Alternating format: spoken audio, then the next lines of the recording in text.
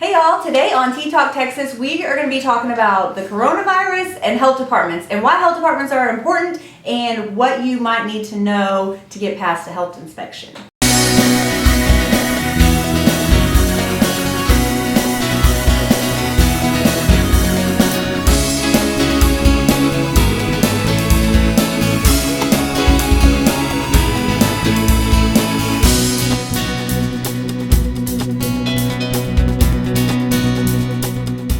Hey, I'm Tabitha. I'm Tammy. And we are going to talk about the coronavirus because that's a hot topic right now, right? Yes, it is. It started in China, as you guys know. It has shut down multiple Chinese cities, and it comes from animals. That's how it's spread. It's through animals. Isn't that crazy? Don't eat exotic foods. Don't eat any food anymore, right? No, I'm just kidding. But in China, their health regulations are way different than ours. I myself have never been to China, but since this virus comes out, I gotta Google it and see what's going on over there. And their markets, they hang their meats, and then right beside the meat, you got the vegetables, the breads, all your other food, and it's just crazy. Like, where's your health inspector? How is the sanitary to have your meat dripping down on your tomatoes? And we went to New York over Christmas, actually, and in Chinatown in New York, I'm not sure they have a health inspector there either, because while it was mostly seafood and it was on ice, it wasn't just hanging up, it was on ice, and their other food products were to the back of the store. They weren't all mixed together like you see in the Chinese markets. But it was still the same. Like, You could smell it from blocks away. right, and it was cold. It's New York in December. I mean, it was cold, 40 degrees. But it was horrible. It smelled so bad. So why this is okay in China, I'm not sure. And the virus starts with animals, cats and other domesticated type animals, but also goats, because the cats will fight with the goats, I guess. I'm not sure. I tried to Google it, but it's a lot of information, and that's not the important part. The important part is that we stay sanitary and we don't eat food from China, right? Because this has shut down whole cities. It's shut down a cruise line. I mean, we don't want it to go viral over here. So that's why the health department, as nitpicky as they can be sometimes, as, hard as it may be to get past the health department, that's why they are important, because you don't see these kind of diseases spread through America. We got the flu, of course. That's an annual thing. We all know it's coming. We get our shot, or we don't. I didn't. Should have. But I haven't got the flu. Knock on wood. So we know what diseases are coming. Strep throat, a stomach bug. We don't have diseases that are shutting down whole cities and cruise ships. And that's from the that's because of the CDC and the health department. So when you're looking at our trailers, when you're looking at any trailer and you want to go through all the guidelines and you're like, this is ridiculous, there's always a reason for it. Like sanitation. Sanitation is a big thing. It's a big priority. And that's why we recommend using pre-cooked commissary food, because it's not raw. It's already cooked. It's helpful for the health department if you use that food, for one, because it's pre-cooked. All you have to do is rehydrate it, heat it up, add your flavor to it, and you're good to go.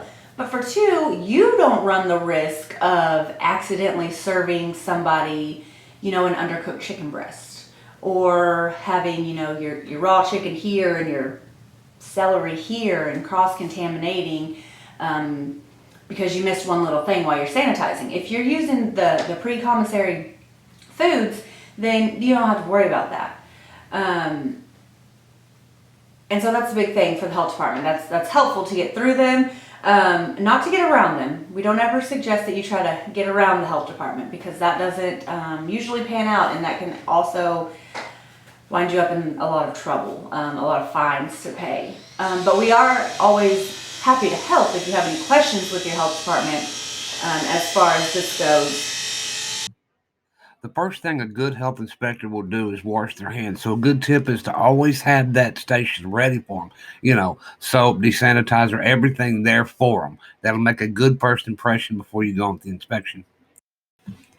As you can see in this freezer setup, the pre-cooked foods and the vegetables are stored along with raw meat.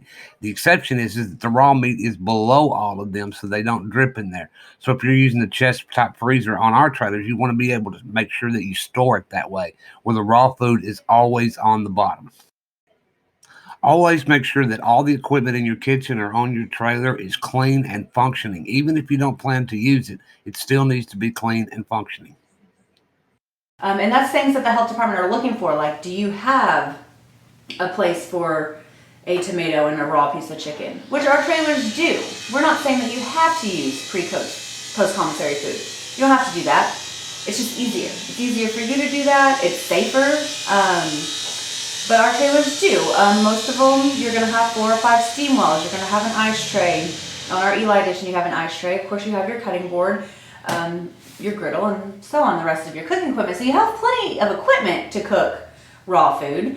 However, it's not always the safest thing to do. It's not always the most sanitary thing to do. So that's why we do recommend using the pre-cooked post-commissary food, because you can get that food anywhere.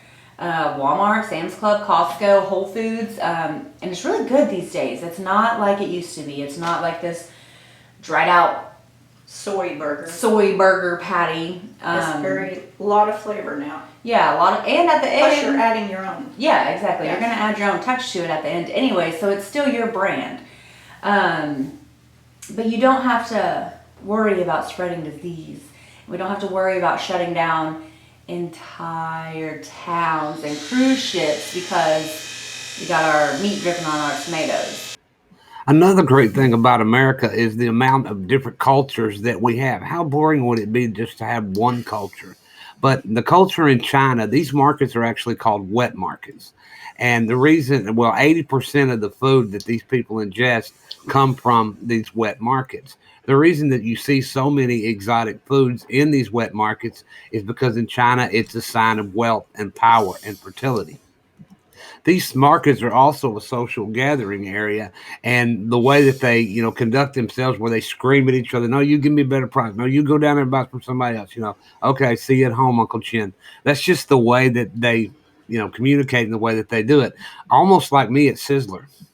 Now, another major contributor to the spread of this disease is that China is the most crowded place on earth. A major change that they've made in these open markets after the SARS or the bird flu is they banned live animals from being in the market.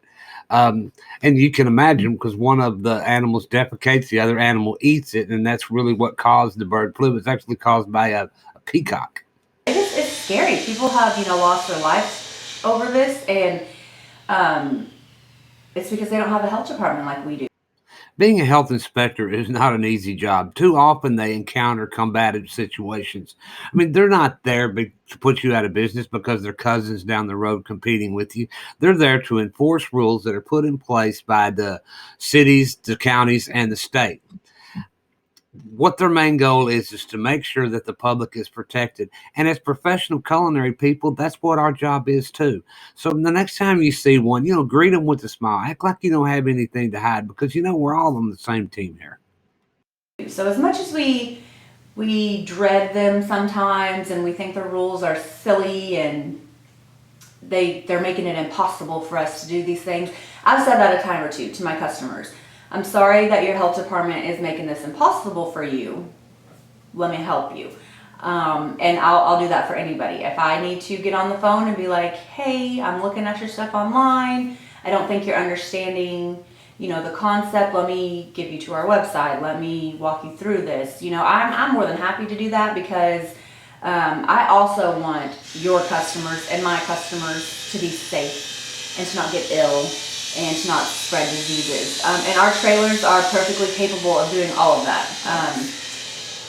Super easy to clean, like we tell everybody, take it to the car wash, spray some bleach on your stuff, get your little scrub brush and spray it down with the car wash, re-oil your griddle when you're done, and you're good to go. And car washes, I'm talking about the do-it-yourself, not the drive-through.